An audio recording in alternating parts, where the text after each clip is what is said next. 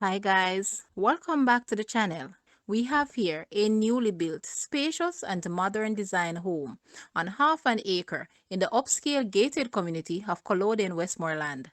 This residence has a open floor plan with a large yard space. It overlooks the Caribbean Sea with beaches within walking distance. Some finishes will be required to make this house complete to your taste and desire. The entire house is constructed for the installations of recessed ceiling lights. Upstairs consists of 3 bedrooms with ensuite bathrooms overlooking the Caribbean Sea.